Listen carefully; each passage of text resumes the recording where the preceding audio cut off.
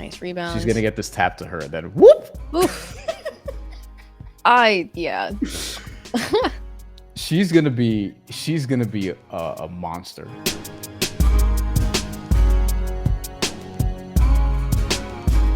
I'm very excited to watch her. Same. Very excited to watch her.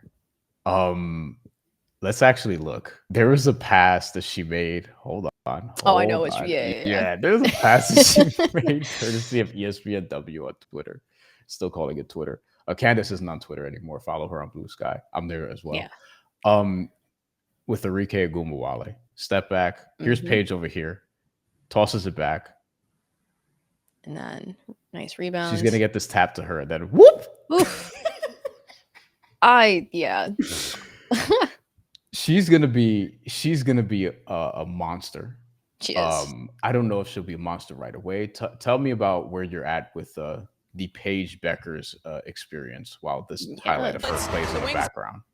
I think she's definitely going to have probably a very similar rookie year to Caitlin from last year. So I think that she's going to take a minute to get acclimated to WNBA speed, WNBA strength, that sort of style of play compared to college. Once she figures it out and gets into rhythm, I think I could see her finishing off her rookie season similar to how Caitlin finished hers, which is to say on a very high note, very good efficiency. I would say especially with the fact that she's playing alongside Arike Ogunbowale next to her, like that is such a plus, and that is like an amazing shooting guard to have next to her, knowing that she may be too passive at times, but she is a lot more happy on the floor being able to find shooters as opposed to being the one that is shooting. So that's going to be huge for her. I think she's going to have an amazing rookie year. It'll be very difficult to see somebody challenge her right now for rookie of the year. To your point earlier about Dominique Malunga, I think that she is going to have a very solid rookie season, but she's playing behind Ezi Magbegor. So that's going to be kind of tough for her to be able to like etch a stronger role compared to Paige, who's going to start day one.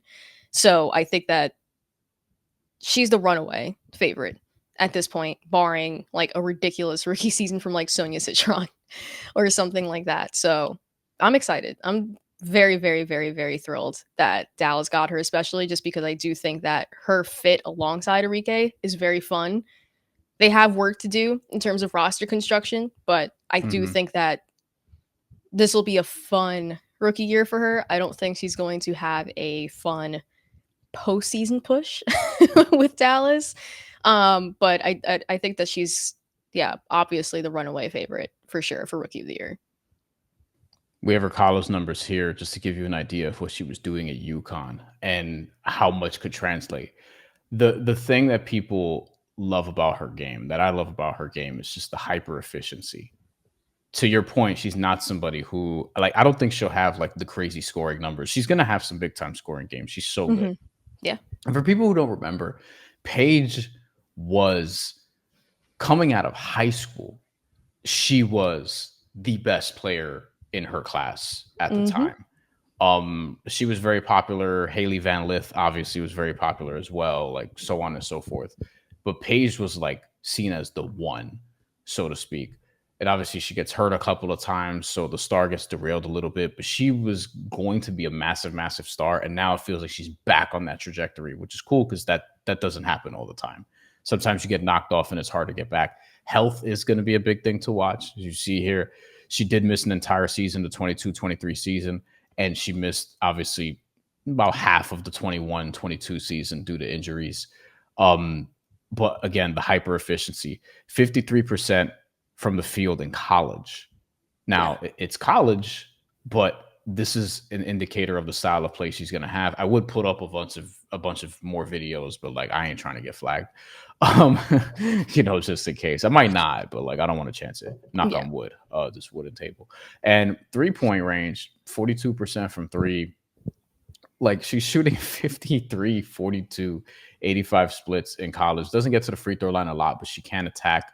Does lean on that floater a bit. The playmaking is obviously there, and obviously just the raw numbers. You'll have 24 and 4.5, almost 5 that last season, but for her career, she's basically a walking 25 and 5. So I don't know how the numbers are going to be in W, but the team is interesting. Mm-hmm. They I think, get they get Arike Gubawale still. Like they didn't trade her. Like yeah. I think the roster is also interesting around her. Like I think they could make a playoff push. I really do.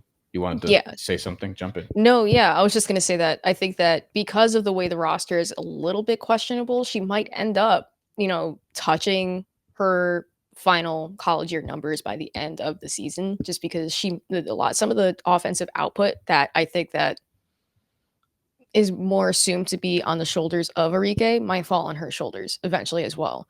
So depending on how well I would say Nalissa Smith plays,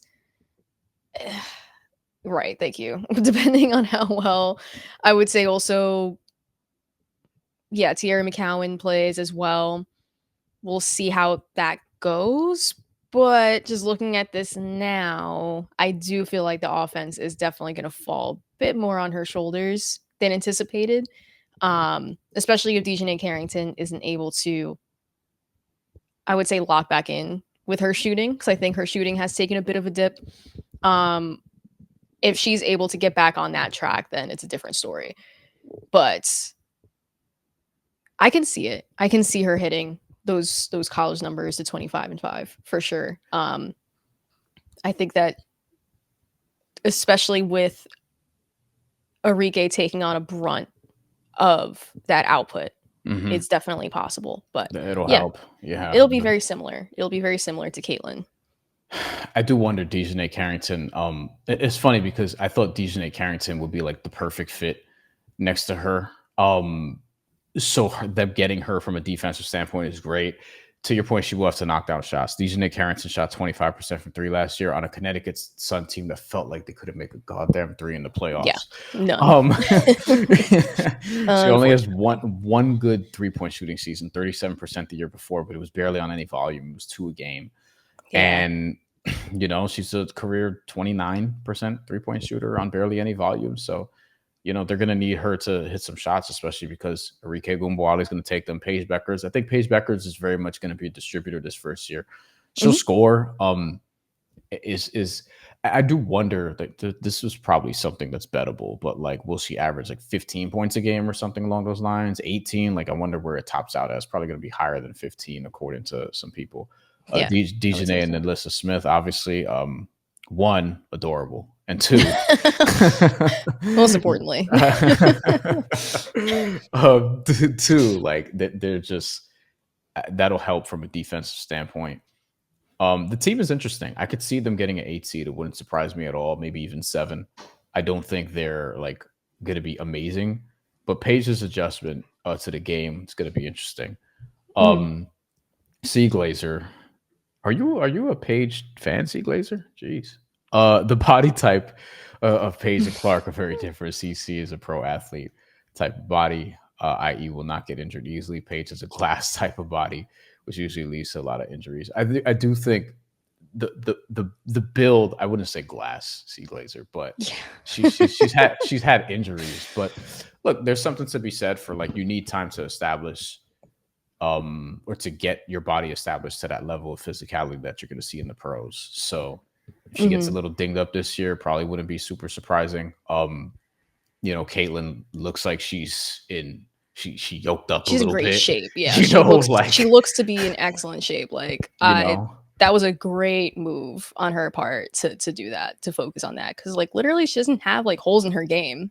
So you might as well focus on the one thing you can change, which is just her strength, and she did. So yeah, and I think with Paige, it's like she'll play the rookie year and then have an understanding of like, all right, this is what I need to do body wise to get adjusted, and then we'll see her come back, yoked, leaner, bigger, whatever she needs to do for next year. But in terms of rookie of the year, we'll see. Sonia Citron is somebody people have thrown around because it looks like she's going to have high usage in Yeah. Washington. But to me, it's obviously Paige's. This is Paige's award. Truly, Paige's award to lose. As much as I like Dominique Malonga, I think Paige just has the pathway to usage and minutes. But I think if you ask me who's going to be the best player from this draft class in 5 years, I'd be very tempted to say Malonga. I think she's going to be a beast, but I think Paige is going to be a beast too. C. Glazer says, I noticed them when they were kids. This is regarding CC and Paige. Mhm. I saw videos about them early age. Caitlin Clark sneakily, like, I don't think people remember this. People in the Midwest know this, but people don't, like, she was a really good high school player too. And she was like rated really high too. She just wasn't getting the attention until like she became like a superstar in college. Mhm. But Paige was really Paige from like very early. Like you just Yeah. knew.